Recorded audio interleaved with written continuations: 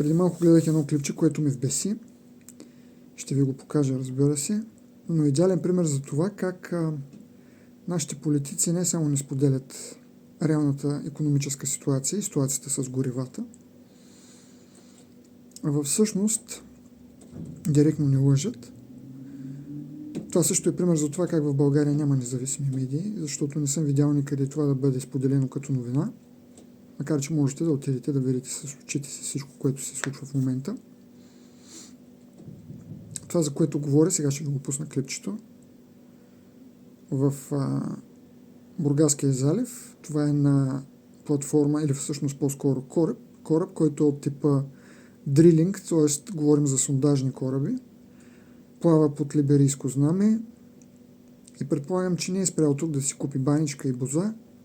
Намира се тук поради факта, че имаме сериозен проблем с горивата в Европа. От една страна, разбира се, Европа спира покупката на горива от Русия, защото не желаем да спонсорираме диктатурата на Русия, която атакува независими държави. Това, разбира се, не е нормално. От друга страна, другата диктатура на американците пък не спря не случайно горивата от Близкия изток.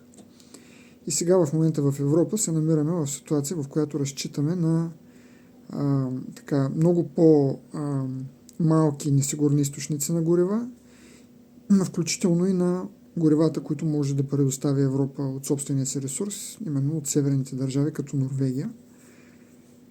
Но явно ситуацията е достатъчно сериозна, за да се случва тихомълком това, да тръгваме да търсим горива в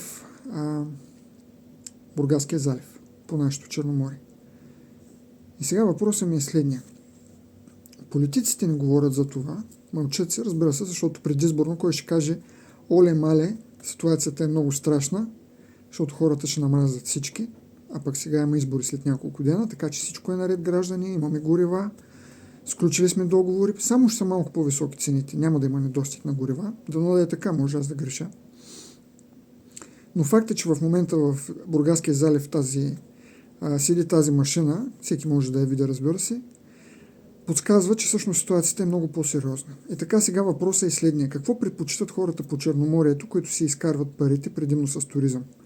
Да плащат високи цени за горивата, но да имат туристи и красиво Черноморие, или да имат грозни платформи, така че туристите като се опънат на плажа, да гледат грозните платформи и да си цапат крачетата в мръсен мазут, и тогава за какво не е ефтино гориво, при условие, че ще бъдем безработни. Туристите няма да ги има вече.